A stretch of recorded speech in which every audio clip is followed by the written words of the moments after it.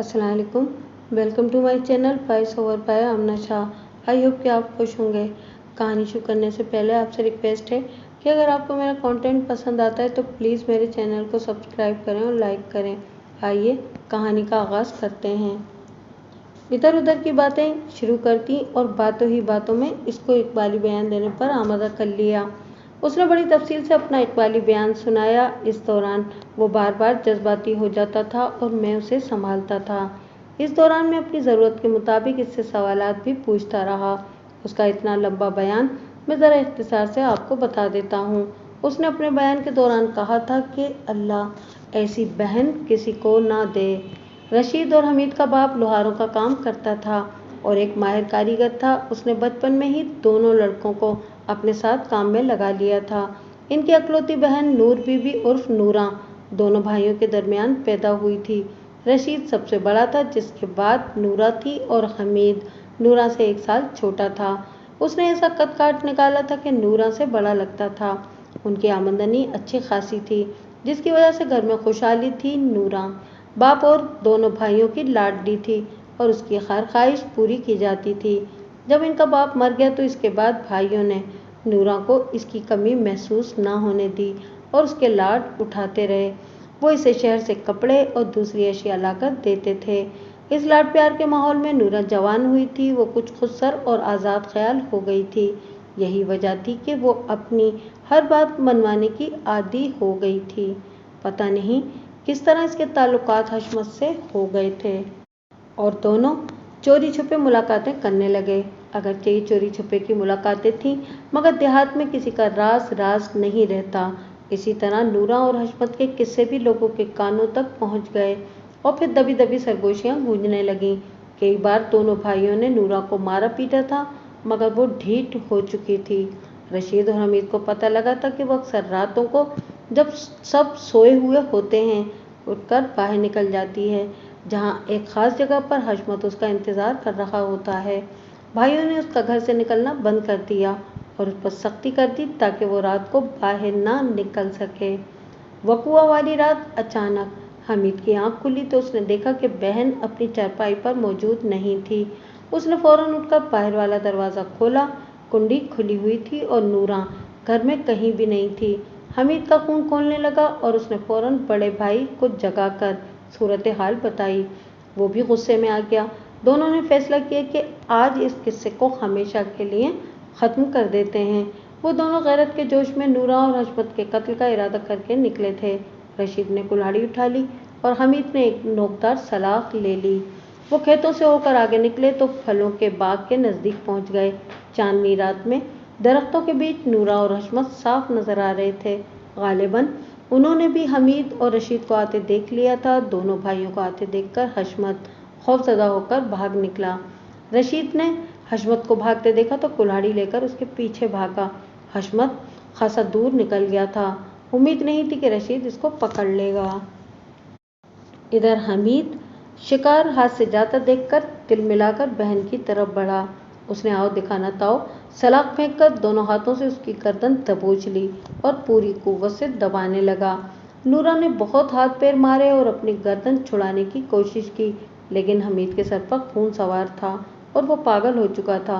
उसने गर्दन न छोड़ी। नूरा ने उसकी गर्दन पर नाखून गाड़कर उसकी खाल उधेड़ दी, उसके बाल खींचे, मगर हमीद ने गिरफ्त ढीली ना की। फिर नूरा की मज़ाहमत दम तोड़ने लगी और आखिर उसने हमीद के हाथों में दम तोड़ दिया। इतनी देर में रशीद वापस आ गया। वो हशमत को पकड़ने में नाकाम रहा था। उसने नूरा की लाश देखी तो परेशान हो गया, मगर जो होना था वो हो चुका था। दोनों ने सुलह मशवरे के बाद बाग के करीब वाक़े नशेब में गहरा गड्ढा खोदकर लाश इसमें दबा दी और ऊपर मिट्टी डालकर अच्छी तरह बराबर कर दी। इसके बाद वो घर आ गए और सर जोड़कर बैठ गए। उन्होंने अपनी माँ को भी जगा लिया और उसे बताया कि वो क्या कर आए हैं। माँ ने ये सुना तो रोने लगी। दोनों भाइयों ने उसे डरा दिया कि बेटी तो मर गई है और अब अगर वो रोना धोना मचाएगी तो बेटों से भी जाएगी, दोनों फांसी चढ़ जाएंगे। माँ ने जब दोनों जवान बेटों की मौत के मुतालिक सोचा तो अपने आंसू और अपने बैन सीने के अंदर दबा लिए। दोनों भाइयों ने यह तय किया कि महल्लेदारों में ये मशहूर कर दिया जाए कि नूरा अपनी खाला के घर गई हुई है। माँ को भी उन्होंने यही पट्टी पढ़ा दी कि सबको यही बताए। मुझे एक बात की समझ नहीं आई। मैंने हमीद से पूछा, अपनी बहन को तुम लोगों ने मारकर दफन कर दिया था और लोगों में ये मशहूर कर दिया कि वो कपूरथले अपनी खाला के यहाँ गई है। इसके बाद ये क्यों मशहूर किया कि नूरा वहाँ बीमार हो गई है और रशीद उसकी खबर लेने गया है? इसके जवाब में उसने मुझे जो कुछ बताया उससे मुझे एहसास हुआ कि वो जुर्म तो कर बैठे थे, अब मुख्तलिफ तरीकों से उस पर पर्दा डालने की कोशिश कर रहे थे।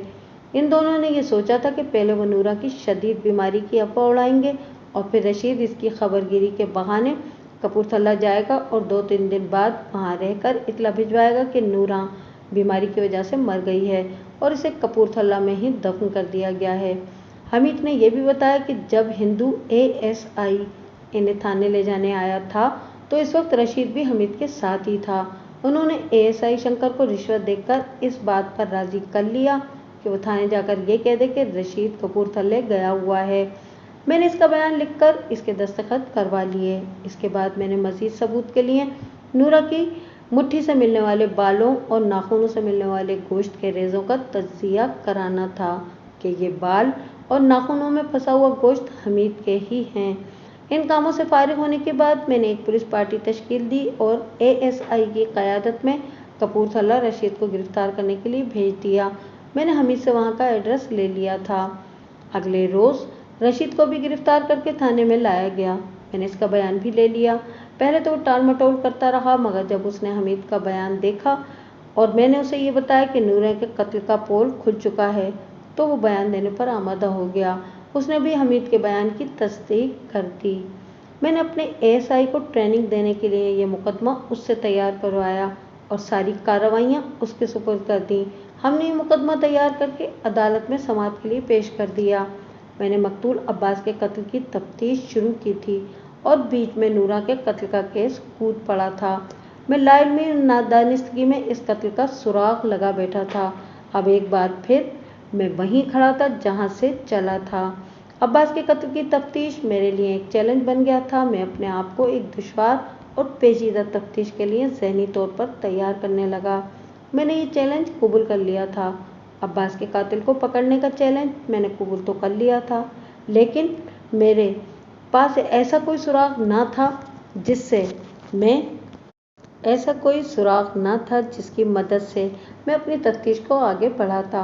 मैं अब्बास के कातिलों को पकड़ने के लिए सुराग लगाता हुआ जिन रास्तों पर अपनी तफ्तीश को आगे बढ़ाता रहा था वो तमाम रास्ते नूरा की कब्र तक जाके ख़त्म हो गए थे।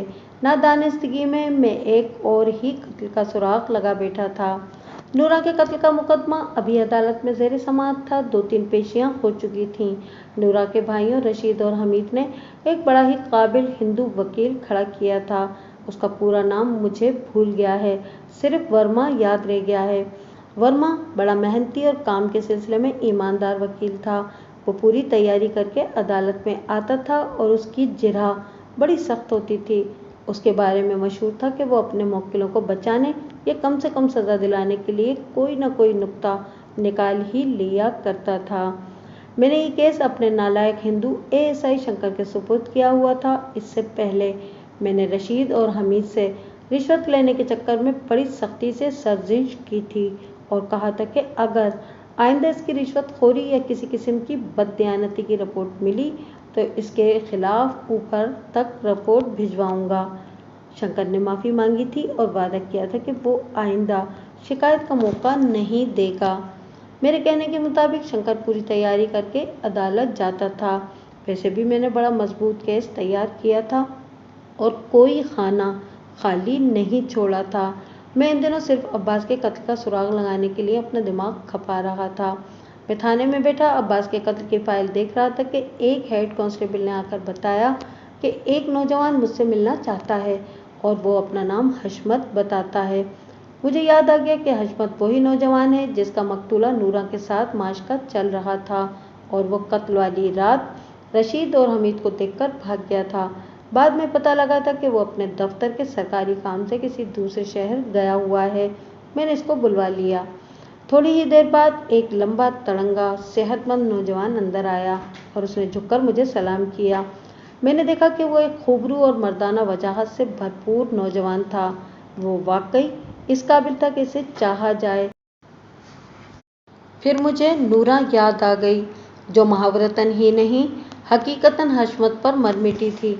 जिंदगी भर साथ निभाने के वादे करने वाला ये आशिक नामुराद कड़े वक्त में उसे छोड़कर भाग गया था।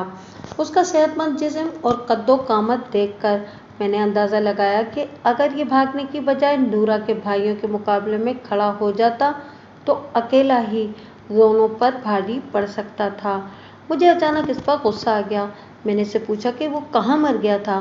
वो हवनकों की तरह मेरा मुंह देखने लगा और बोला, कुछ भी नहीं। तुम अपनी नूरा को छोड़कर भाग क्यों गए थे? मैंने उससे पूछा। अपनी जान बचाने के लिए, उसने शर्मिंदगी से नजरें झुकाकर कहा। सिर्फ तुम्हारी बुज़दिली की वजह से वो मारी गई। मैंने गुस्से से कहा, अगर तुम मर्दों की तरह मुकाबला करते तो अपनी जान के साथ साथ नूरा की जान भी बचा सकते थे। वो मेरी तरफ ऐसी नज़रों से देखने लगा जैसे अभी रो पड़ेगा। उसकी आंखें सुर्ख होने लगीं और फिर आंखों के किनारे भीगने लगे और फिर उसके ज़ब्त का बंधन टूट गया और वो सिसकियां ले लेकर रोने लगा। इतना खूबसूरत जवान मर्द कमज़ोर औरतों की तरह आंसू बहाता हुआ मुझे अच्छा ना लगा।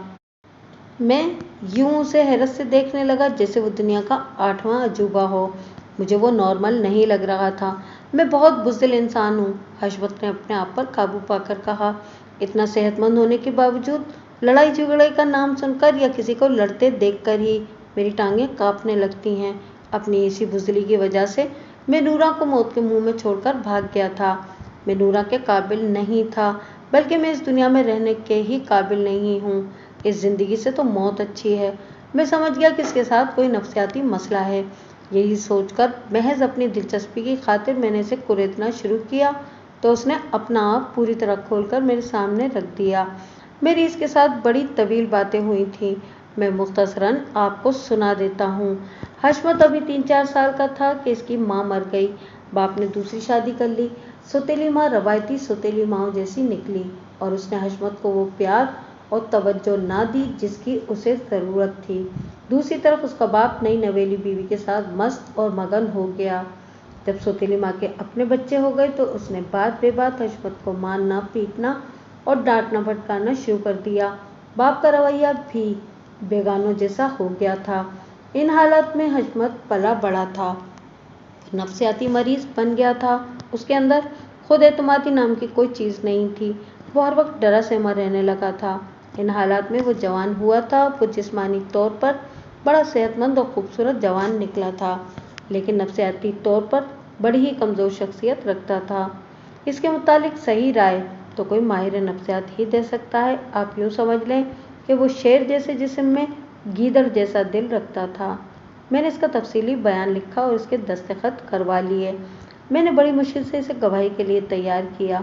इसकी हैसियत मौके के गवाह की सी थी और इसकी गवाही बड़ी अहमियत रखती थी।